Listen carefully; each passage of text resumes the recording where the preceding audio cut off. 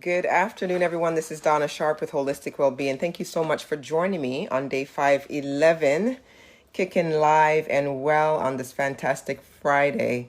I do pray that you guys are doing well and you are staying safe and you are contributing to humanity, should I say? Hi, Wanda. And you are doing good services and good deeds for everyone that's out there right now. So I am here very delighted as always to speak with you guys on another interesting topic. As you know, based on last night's discussion, I mentioned to you that I'm still on the book of Creating Strong Families, but what we are actually winding down towards the end of the book. And, it really taught some great lessons. I don't know how many of you were following, but we've been on this subject now for a good month. And I wanted to take my time with it, share some attributes and strategies and things that you guys can just utilize in your own family. Because sometimes you don't necessarily have all the answers. And when you hear something fresh from someone else, it often seems it's a new start, so to speak, right? So you can add it to your own household and see how well that works for you. Now, remember, every family is different. No two families are alike. So the behaviors that they may discuss in this book may not be something necessarily that you would like to work with, but you have to curtail it to match the personalities and the needs of your particular family. So last night I spoke on seasons and I asked you guys a couple of questions. And Wanda, did a great job of answering those questions, so thank you very much. But I asked 3 questions last night. Identify one area of your life that you know will change. Inevitably, no matter what's going on in life, what's one area in your life that will change, right? The second thing is, how will you begin to adjust to that? So whatever that change is, how will you begin to adjust to that? And the third is, how will this affect your life and also others that are around you? So I'm still encouraging those responses. I know this is a different live day.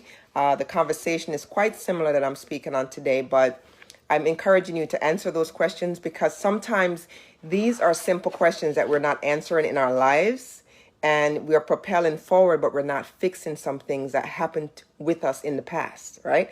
So there's things that we need to correct in our lives. There's some things that we need to change, some habits that we need to fix, some disciplines that we need to follow through on. So by asking you these questions, I'm trying to see how well you're disciplined enough to answer the questions. Because if you don't answer them and you say, well, I'm going to answer them in my mind, I'm not going to respond to Donna, that's fine.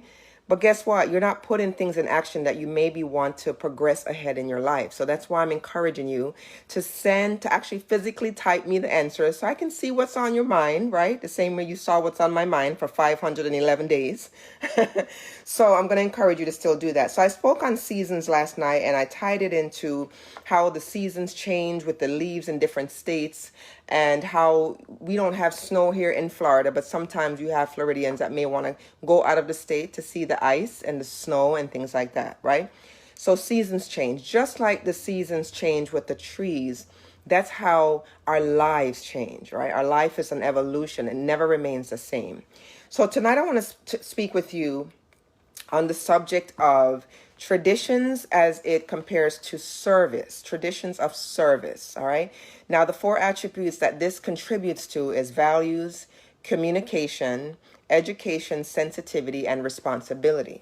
Communication is a big one. That is huge, all right? It's very, very valuable when it comes to developing strong relationships on all levels, not just one level, right?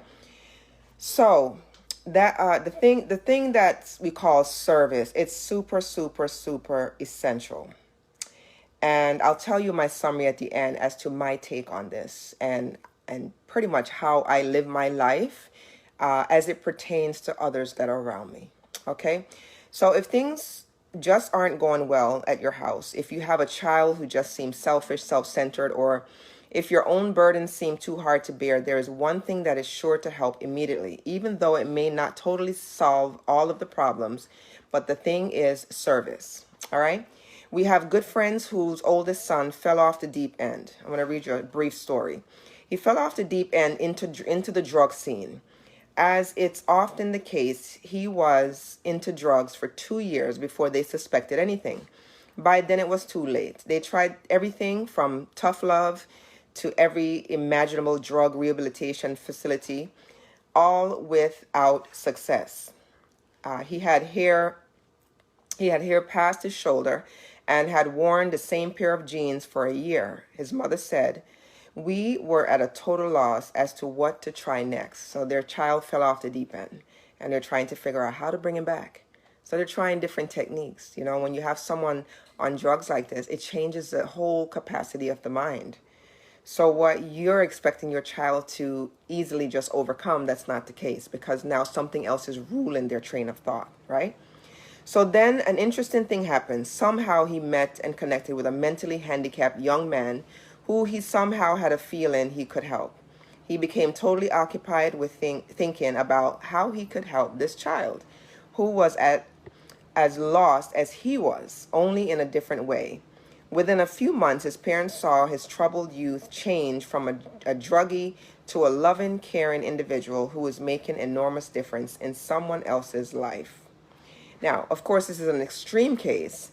However, even though he was strung out on drugs, he saw the need to help someone else. And, you know, I'm thinking he saw something in that person that he's feeling within himself. And he felt the obligation to, let me see what I can do to bring this person to another level, right? So, of course, this is an extreme case, but we have found with our children that service is a medicine for a wide variety of ills.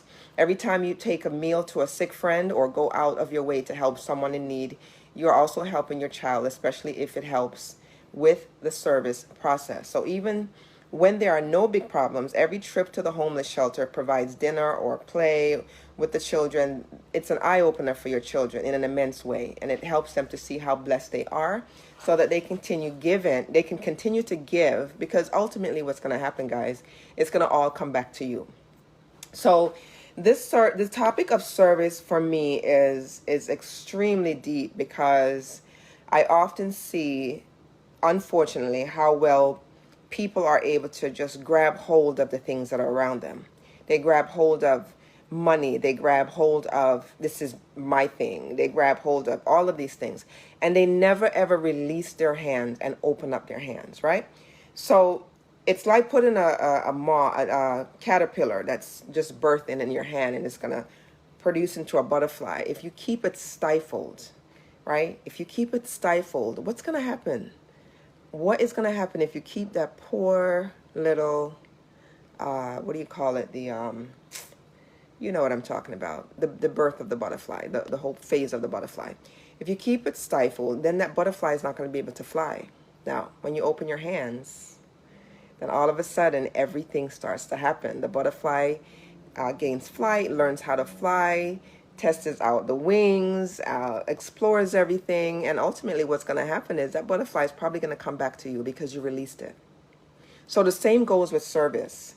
So today I want to encourage you guys, if you are able to, thank you, Wanda. Sometimes the brain just doesn't come together. You know exactly what I was talking about. Thank you, Wanda. So when you release when that cocoon is released and opened up, it goes away, it flies away, and it comes back. Right? So the same goes with your service.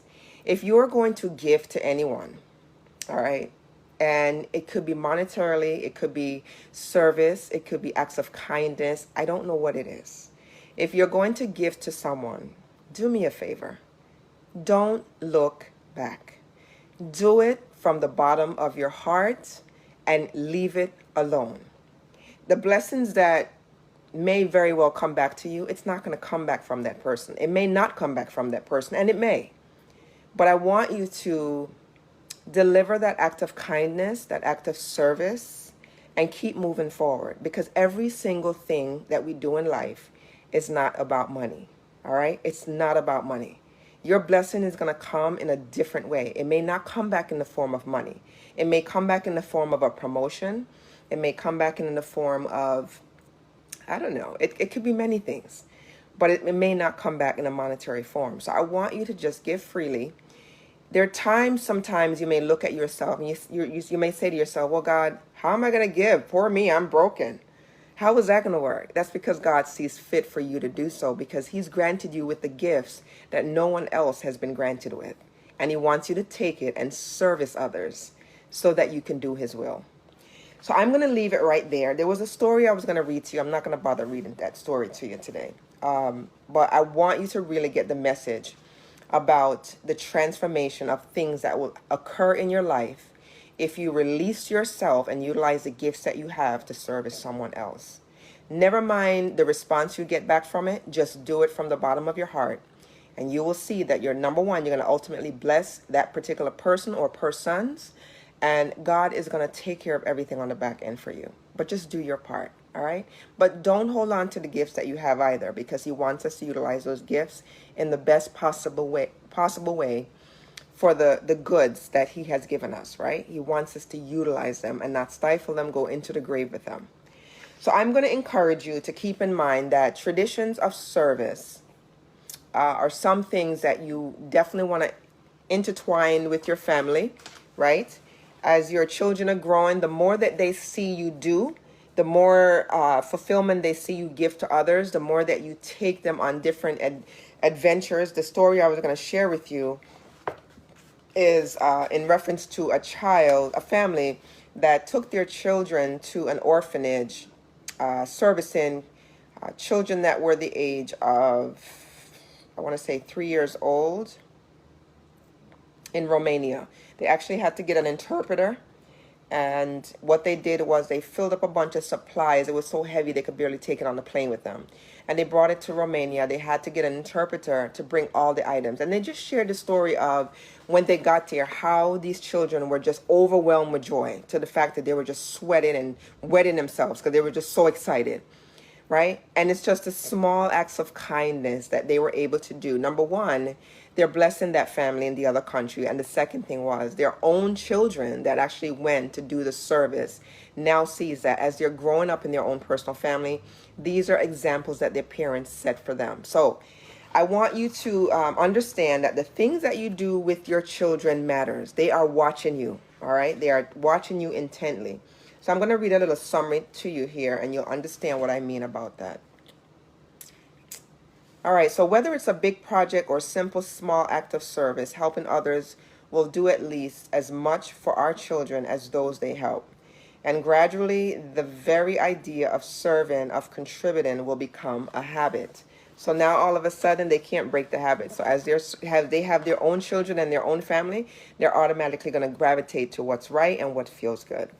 So that's all I had to share with you. As if that's not enough, I'm going to just encourage you to please take this live, share it with someone else that you feel, I would say someone that may feel that they just have to hoard and hold on to everything that they have. They don't want to let themselves go.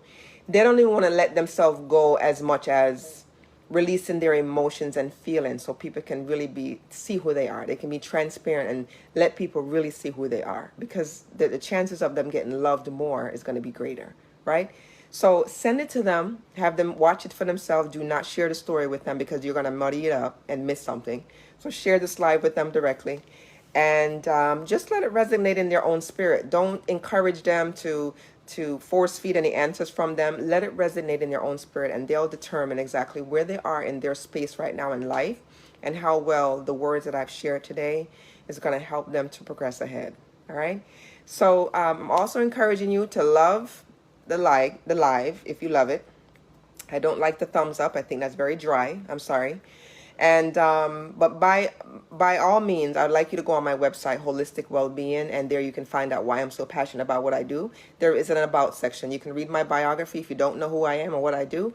I am a holistic and wellness life coach. I've been teaching fitness for over 25 years, training individuals. I've been working on the body. I have a lot of medicinal background, but not with the medicine. So what I do, I'm very serious about, and I dedicate my services to people who I feel have a vested interest. I will never force my service on someone because I know that God is going to place those people in my path who I'm here to assist, and that's what I'll be doing moving forward. Now, just as a side note, I'm going to encourage you guys to know that as of June 1st, I will not be on this platform. So just keep your eyes out. I'll be putting a message on Facebook to share where I will be so you can find out how to continue following me. Let me see what Miss Wanda said. Effective communication is essential. Cocoon. When we give, it always comes back to us. Yes, threefolds, Wanda, fivefolds. Sometimes we don't recognize the miracles that happens in our lives every day. Yes, ma'am. And thank you for those wonderful words, Miss Wanda, and for always communicating. I know we can't speak verbally, but I like to see when people are interacting with me. So thank you so much. So guys, listen, I'll be back again tomorrow. I pray the very best for you. If no one told you they cared about you today, just understand that I love you and I care about you, and I care about your well-being and your interest of life and where you are right now. So keep doing what you're doing. Don't give up. Don't be discouraged. Remember, every single hurdle that you go over is a chance for you to grow through the situation that you're facing right now. All right. So I'll see you guys back here again tomorrow until Super Saturday. Have a fantastic evening. All right. Thank you, Wanda, for joining, and anyone else that may log on later on. Take care. Ciao.